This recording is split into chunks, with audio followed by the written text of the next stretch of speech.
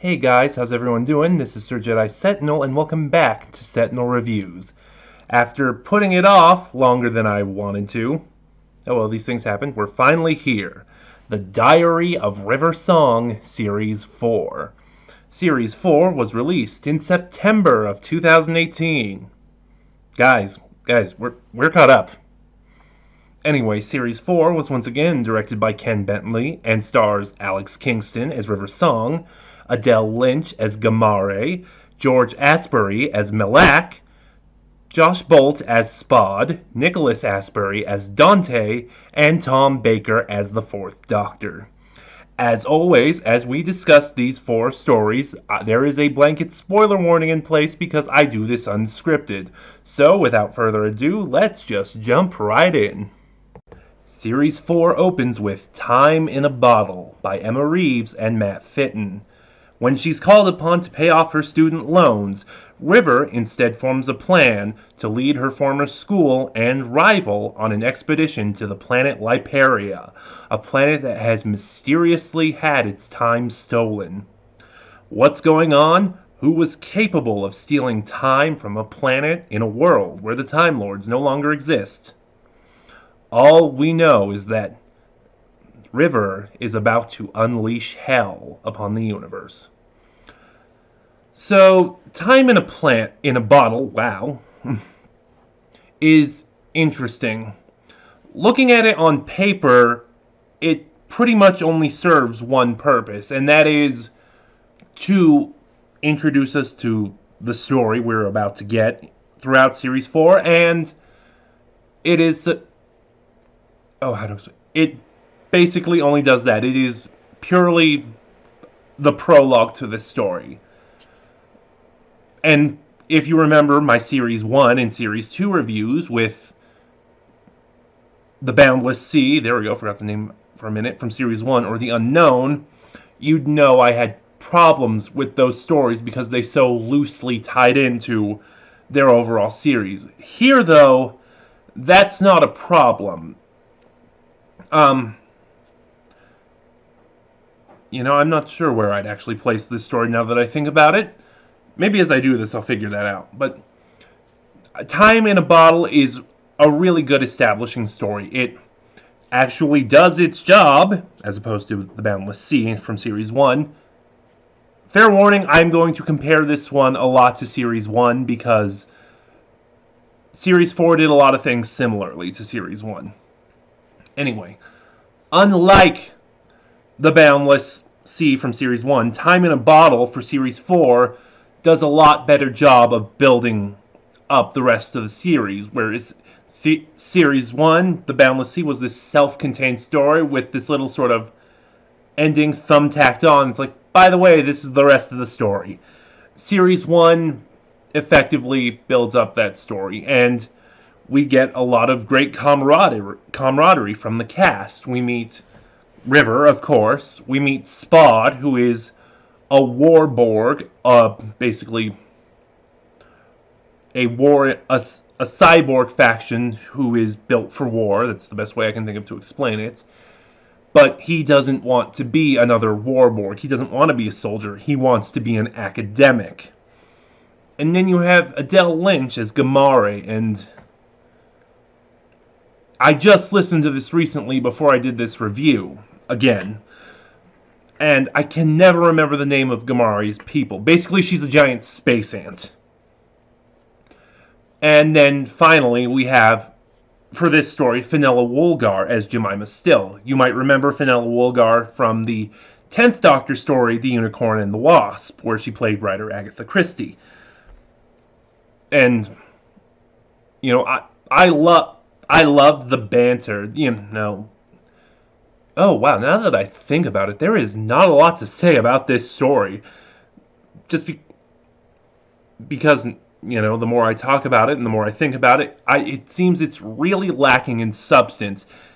Basically, Time in a Bottle was just meant to introduce us to the plot and introduce us to the characters, both of which it does really well.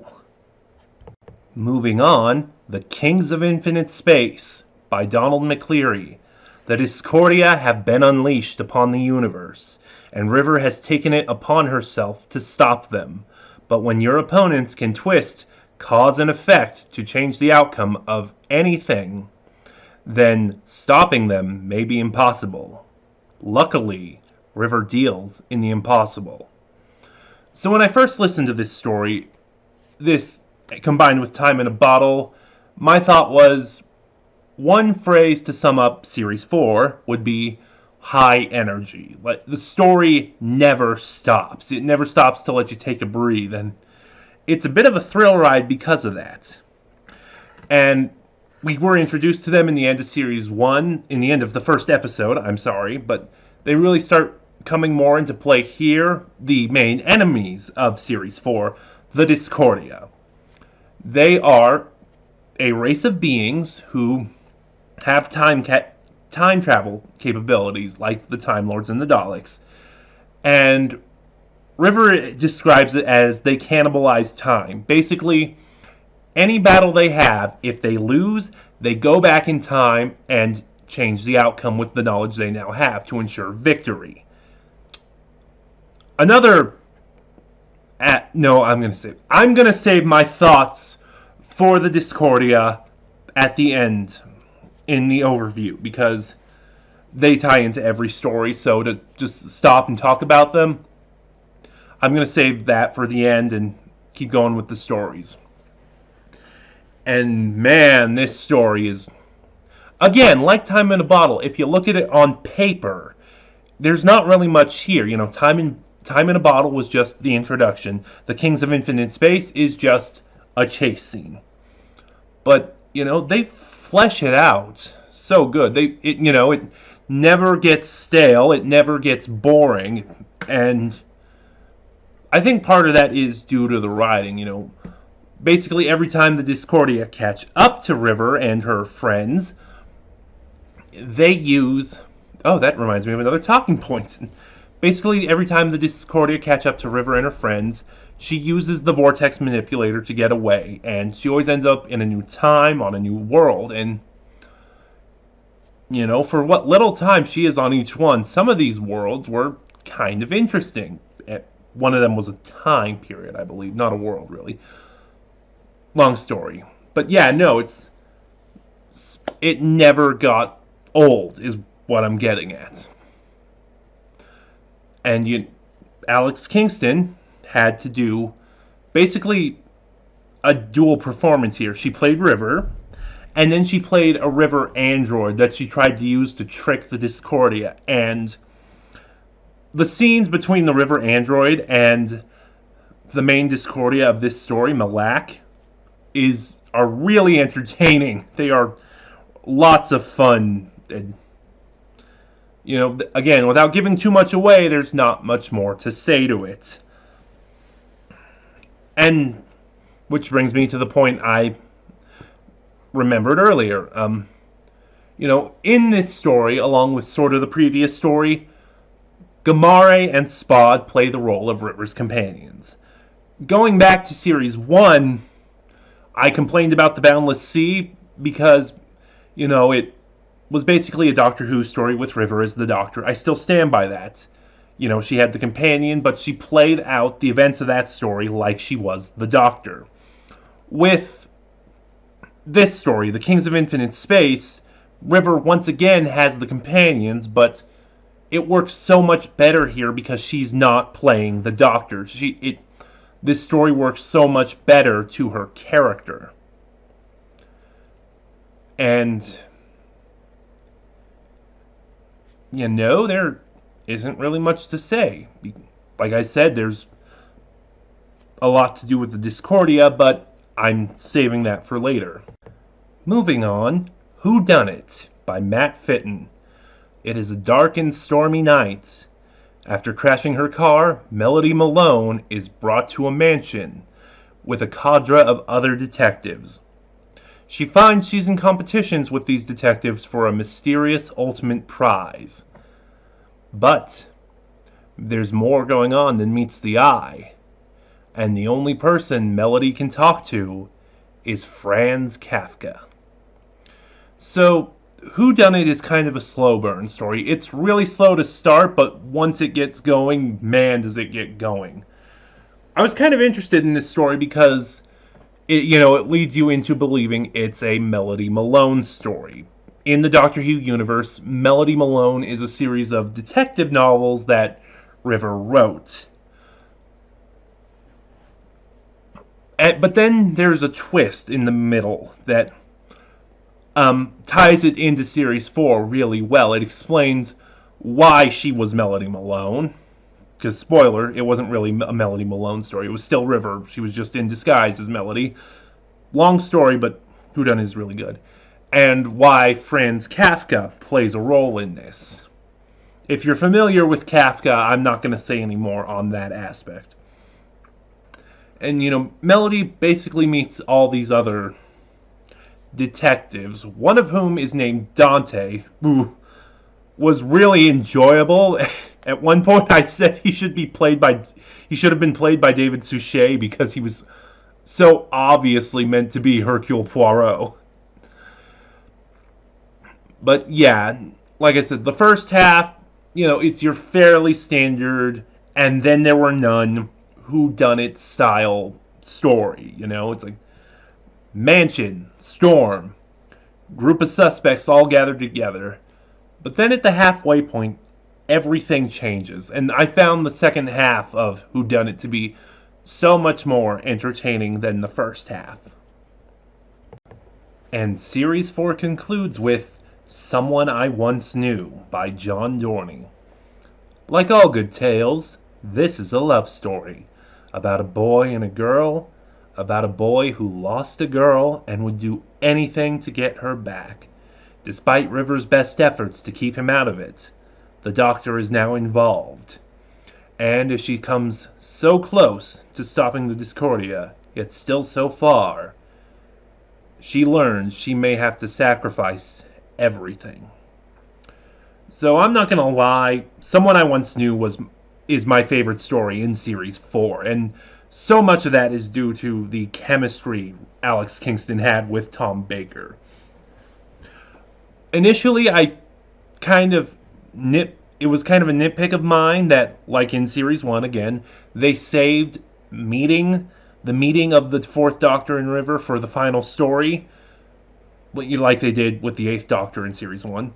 But I feel here it works so much better than it did in Series 1. Like, thinking about it now, there was so much build-up to River meeting this Doctor, and it really pays off. Like, that opening scene is just amazing. And there's no spoilers here, I think, because one, it's the opening scene, and two, it was even in the trailer, Basically, because the Discordia keep going back and rewriting time to achieve victory, the chronology, the timeline is so messed up that when River meets the Fourth Doctor, he knows who she is.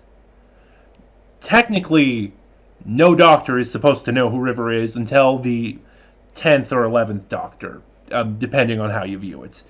It's kind of tricky, but yeah, no. The timeline is so messed up that this Doctor knows who River is, and like I said, just if you listened to the trailer then you knew this was coming, because honestly, that scene is what sold me on getting this set. No, you're not Romana. You're Professor Riversong. You're my wife. Hello, sweetie. And it's funny, too, because normally River is the one who knows who the Doctor is, while the Doctor doesn't know who she is. I thought that was a fun little twist on reversing it. And it paid off super well, because throughout this story, Alex and Tom play off each other beautifully. Everything else is kind of hit and miss. Like, basically, they start off the story together, and then they veer off into their own separate things, the A story and the B story. And that middle section, I felt, is really weak until they meet up at the end again. I really liked the ending, too. So basically, in the B story, the Fourth Doctor is sent off by River to Discordia Prime, the homeworld of the Discordia, where He kind of does his thing, finds a group of rebels, and tries to help them take down the Discordia. Meanwhile, River is stuck with General Dante, who has replaced Malak as the main antagonist for the remainder of Series 4, who was also the Poirot stand-in for Whodunit. Long story, again, just listen to this. It's worth it. Dante is not a good villain. Okay? It's just... I don't want to give away what he's doing here, but... because I feel like if I told you what was going on, it might turn you off from getting this set, and I don't want that to happen, but... yeah. Dante's motivations are incredibly contrived, incredibly stupid. It comes out of nowhere. But, I have to hand it to Nicholas Asbury, the actor playing Dante, because he is just trying to make it work. And yeah, I can't say much more. But yeah, the B story was a little bit stronger than the A story here, but yeah, the middle of this story was kind of meh until the end, where River and Doctor meet up again. I loved that scene. Basically, the Discordia are defeated. Really beautifully, actually. I like how that was brought up. I like how it was brought up. I like how it was River's declaration of love for the Doctor that stopped the Discordia, and I love that final scene between the Fourth Doctor and River, where they say goodbye to each other. It's really good. And yeah, this was my favorite story in the set. Overall, Series 4 was a really strong release. It was much stronger than Series 1, which I still think is the weakest release in the series. Not bad, just weak. However, it's not as strong as Series 2 or Series 3. There were many things I liked about Series 4. I liked the camaraderie between River and the other characters. And I liked the interactions between Spot and Gamare. I loved River's interactions with the Fourth Doctor. And then there's the Discordia. On paper, they were interesting, but in execution, they were not played that way. As I said, they are essentially time pirates, When something doesn't go their way, when a battle or what have you, they go back in time to alter the outcome. There's other things contributed to them as well, Several characters describe their arms as Swiss Army knives. They're able to change into various weapons. I think that has something to do with the time travel. It's never really exactly clarified. And then the most interesting thing, we don't know what they look like. Basically, everyone who meets them, the way it's explained, and I don't remember the exact wording, is they take the shape of a species' most primal, most base fear. So, to Gamare's race, to the ant people, they look like giant anteaters. To humans, like River and Franz Kafka, and I don't even think they said what it looks like to the Doctor. I could be wrong. But yeah, to humans, they look like the devil. And the thing is, about halfway through the set, it feels like that concept was dropped. It feels like the writers forgot that this isn't really them, this is just the perception of what they look like, and it made it seem like they were always devils. And then there is the execution. This is where everything falls apart. Just both Malak and Dante are incredibly lame. Basically, when things keep not going their way, they throw giant tantrums. They act like children. There's nothing threatening about them. Also, whoever did the effects for this story really should have gone through and tried them again, because there are moments, they don't happen often, they happen often enough where I can't understand a word they are saying. Yeah, the Discordia, great idea, just needed some more fine tuning. I always do this, so my rankings for the stories of Series 4, in my personal opinion, are Someone I Once Knew, The Kings of Infinite Space, Whodunit, Time in a Bottle. Honestly, this one, I'd say, you might just be better off skipping it. If you're really, really interested, if you like the Diary of River Song range, which I do, or if you like the Fourth Doctor, I'd say buy the download at least. But yeah, I'd say if you're curious about this one, I'd say wait and listen to some of the other releases. Basically, my recommendation for Series 4 is my same recommendation for Series 1.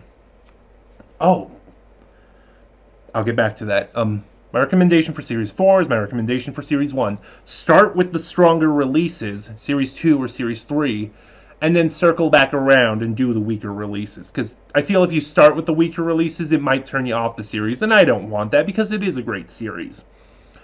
And I just remembered a point I wanted to make. Nope, I lost it. Oh, now I remember it again. Doing this unscripted. But, I talked about this in my Series 3 review, actually. Series 1 was sort of kind of bookended, not the best word to explain it, with these little narrations from River. That made it sound like she was writing in a diary. Which made sense, the Diary of River Song. Series 2 and Series 3 seemingly dropped that.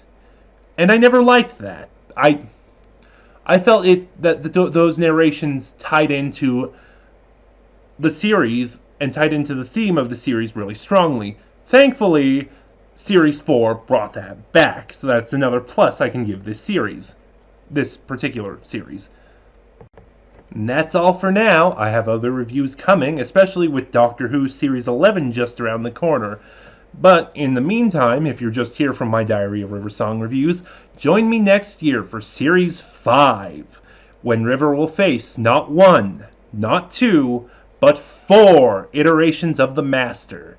Geoffrey Beevers, Sir Derek Jacobi, and, reprising their roles as the Master and making their debuts with Big Finish, Michelle Gomez and Eric Roberts. Do you like what you saw? Like, comment, subscribe, and then click the little bell in the corner next to subscribe to get notifications when I upload, because subscribe to stop doing that. This is Sir Jedi Sentinel, and I'll see you guys next time.